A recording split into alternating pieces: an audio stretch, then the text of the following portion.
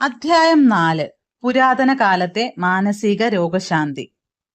എല്ലാ രാഷ്ട്രങ്ങളിലെയും മനുഷ്യർ യുഗാന്തരങ്ങളായി എവിടെയോ ഒരു സൗഖ്യശക്തി വസിക്കുന്നുണ്ടെന്നും അതിന് മനുഷ്യ ശരീരത്തിന്റെ സാധാരണ പ്രവർത്തനങ്ങളെയും വികാരങ്ങളെയും വീണ്ടെടുക്കാൻ സാധിക്കുമെന്നും എങ്ങനെയോ സഹജമായി വിശ്വസിച്ചു. ഈ വിചിത്രമായ ശക്തിയോട് ചില വ്യവസ്ഥകൾ വെച്ച് അഭ്യർത്ഥിക്കാമെന്നും മനുഷ്യരുടെ കഷ്ടപ്പാടുകളുടെ ദൂരീകരണം അതോടെ തുടങ്ങുമെന്നും അവർ വിശ്വസിച്ചു. എല്ലാ രാഷ്ട്രങ്ങളുടെയും ചരിത്രം ഈ വിശ്വാസത്തെ അനുകൂലിച്ച് സാക്ഷ്യപ്പെടുത്തുന്നു. രോഗശാന്തി നിങ്ങളുടെ തന്നെ ഉപബോധ മനസ്സിൽ ഉണ്ടെന്ന് ഇടയ്ക്കിടെ നിങ്ങളെ തന്നെ ഓർമ്മിപ്പിക്കുക. നിലത്ത് പാകിയ വിത്ത് പോലെയാണ് വിശ്വാസം എന്നറിയുക. അത് അതിന്റെ തരപ്രകാരം വളരുന്നു. നിങ്ങളുടെ മനസ്സിൽ ആശയം നടുക, പ്രതീക്ഷയോടെ വെള്ളവും വളവും നൽകുക. എങ്കിൽ അത് പ്രത്യക്ഷമാകും. ഒരു പുസ്തകം, പുതിയ കണ്ടുപിടുത്തം അല്ലെങ്കിൽ നാടകം എന്നിവയ്ക്കായുള്ള നിങ്ങളുടെ ആശയം നിങ്ങളുടെ മനസ്സിൽ യഥാർത്ഥമാണ്. അതുകൊണ്ടാണ് അത് നിങ്ങളിൽ ഉണ്ട് എന്ന് നിങ്ങൾക്ക് വിശ്വസിക്കാൻ കഴിയുന്നത്. നിങ്ങളുടെ ആശയം, പദ്ധതി അല്ലെങ്കിൽ കണ്ടുപിടുത്തം എന്നതിന്റെ യാഥാർത്ഥ്യത്തിൽ വിശ്വസിക്കുക. നിങ്ങൾ അങ്ങനെ ചെയ്യുമ്പോൾ അത് പ്രകടമാകും. മറ്റൊരാൾക്ക് വേണ്ടി പ്രാർത്ഥിക്കുമ്പോൾ സമ്പൂർണത, സൗന്ദര്യം, പരിപൂർണത എന്നിവയെക്കുറിച്ചുള്ള നിങ്ങളുടെ ആന്തരിക അറിവ് മറ്റൊരാളുടെ ഉപബോധ മനസ്സിന്റെ നിഷേധാത്മക മാതൃകകൾ മാറ്റുകയും അത്ഭുതകരമായ ഫലങ്ങൾ കൊണ്ടുവരികയും ചെയ്യും. പല ആരാധനാലയങ്ങളിൽ നിന്നും നിങ്ങൾ കേൾക്കുന്ന അത്ഭുത രോഗശാന്തികൾ ഭാവനയും അന്ധമായ വിശ്വാസവും ഉപബോധ മനസ്സിൽ പ്രവർത്തിച്ച് രോഗശാന്തിക്കുള്ള ശക്തി പുറത്തുവിടുന്നത് കൊണ്ടാണ്. എല്ലാ രോഗങ്ങളും ഉത്ഭവിക്കുന്നത് മനസ്സിൽ നിന്നാണ്. സദൃശ്യമായ ഒരു മാതൃക മനസ്സിലില്ലെങ്കിൽ ശരീരത്തിൽ ഒന്നും ദൃശ്യമാകുന്നില്ല. ഹിപ്നോട്ടിക് നിർദ്ദേശങ്ങളുടെ മിക്കവാറും എല്ലാ രോഗങ്ങളുടെയും ലക്ഷണങ്ങൾ നിങ്ങളിൽ ഉണ്ടാകാം. ഇത് നിങ്ങളുടെ ചിന്തയുടെ ശക്തി കാണിക്കുന്നു. രോഗശമനത്തിന് ഒരു പ്രക്രിയ മാത്രമേ ഉള്ളൂ, അതാണ് വിശ്വാസം. രോഗശാന്തിക്ക് ഒരു ശക്തി മാത്രമേ ഉള്ളൂ, അതായത് നിങ്ങളുടെ ഉപബോധ മനസ്സ്. നിങ്ങളുടെ വിശ്വാസത്തിന്റെ ലക്ഷ്യം യഥാർത്ഥമോ തെറ്റോ ആകട്ടെ, നിങ്ങളുടെ ഉപബോധ മനസ്സ് നിങ്ങളുടെ മനസ്സിലുള്ള ചിന്തയോട് പ്രതികരിക്കുന്നു. വിശ്വാസത്തെ മനസ്സിനുള്ളിലെ ഒരു ചിന്തയായി കാണുക, അത് മതിയാകും. അധ്യായം 5.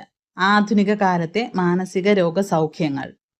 ശരീരത്തിന്റെ രോഗസൗഖ്യത്തെക്കുറിച്ചും മനുഷ്യകാര്യങ്ങളെക്കുറിച്ചും എല്ലാവരും തീർച്ചയായും ശ്രദ്ധാലുക്കളാണ്. എന്താണ് സുഖപ്പെടുന്നത്? ഈ രോഗസൗഖ്യ ശക്തി എവിടെയാണ്? ഇവ എല്ലാവരും ചോദിക്കുന്ന ചോദ്യങ്ങളാണ്. ഉത്തരം ഇതാണ്: രോഗസൗഖ്യ ശക്തി ഓരോ വ്യക്തിയുടെയും ഉപബോധ മനസ്സിലാണ്. രോഗിയുടെ ഭാഗത്തു നിന്നുള്ള മാനസിക മനോഭാവ മാറ്റം ഈ രോഗസൗഖ്യ ശക്തിയെ പുറത്തുവിടുന്നു. നിങ്ങളെ സുഖപ്പെടുത്തുന്നത് എന്താണെന്ന് കണ്ടെത്തുക. നിങ്ങളുടെ ഉപബോധ മനസ്സിന് നൽകുന്ന ശരിയായ നിർദ്ദേശങ്ങൾ നിങ്ങളുടെ ശരീരത്തെയും മനസ്സിനെയും സുഖപ്പെടുത്തുമെന്ന് നിങ്ങൾ തിരിച്ചറിയുക. നിങ്ങളുടെ ഉപബോധ മനസ്സിലേക്ക് നിങ്ങളുടെ നിർദ്ദേശങ്ങളും ആഗ്രഹങ്ങളും കൊണ്ടുവരുന്നതിന് ഒരു നിശ്ചിത പദ്ധതി തയ്യാറാക്കുക. ആഗ്രഹത്തിന്റെ പൂർത്തീകരണം സങ്കല്പിക്കുകയും അതിന്റെ യാഥാർത്ഥ്യം അനുഭവിക്കുകയും ചെയ്യുക. അത് പിന്തുടരുക വഴി നിങ്ങൾക്ക് കൃത്യമായ ഫലങ്ങൾ ലഭിക്കും. വിശ്വാസം എന്താണെന്ന് തീരുമാനിക്കുക. വിശ്വാസം എന്നത് നിങ്ങളുടെ മനസ്സിലെ ഒരു ചിന്തയാണെന്ന് അറിയുക. നിങ്ങൾ ചിന്തിക്കുന്നത് നിങ്ങൾ സൃഷ്ടിക്കും. രോഗത്തിലും എന്തെങ്കിലും നിങ്ങളെ വേദനിപ്പിക്കുകയോ അല്ലെങ്കിൽ ഉപദ്രവിക്കുകയോ ചെയ്യുന്ന കാര്യത്തിലും വിശ്വസിക്കുന്നത് വിഡ്ഢിത്തമാണ്. പൂർണ്ണ ആരോഗ്യം, അഭിവൃദ്ധി, സമാധാനം, സമ്പത്ത്, ദൈവിക മാർഗനിർദ്ദേശം എന്നിവയിൽ വിശ്വസിക്കുക. നിങ്ങൾ പതിവായി ആലോചിക്കുന്ന മഹത്തായതും ശ്രേഷ്ഠവുമായ ചിന്തകൾ ഉത്തമമായ പ്രവൃത്തികളായിത്തീരും.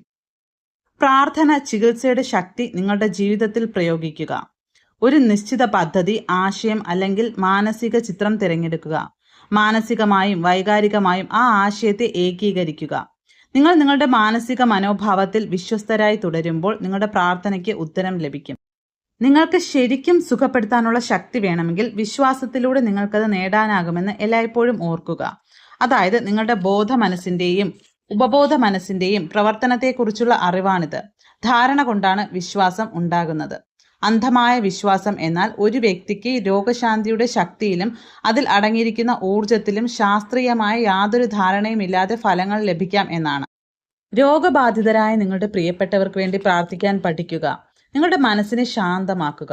അപ്പോൾ ഒരു സാർവത്രിക ആത്മനിഷ്ഠ മനസ്സിലൂടെ പ്രാവർത്തികമാകുന്ന നിങ്ങളുടെ ചിന്തകൾ, ചൈതന്യം, പൂർണ്ണത എന്നിവ നിങ്ങളുടെ പ്രിയപ്പെട്ട ആളുകളുടെ മനസ്സിൽ അനുഭവിച്ചറിയുകയും പുനർജീവിക്കുകയും ചെയ്യും.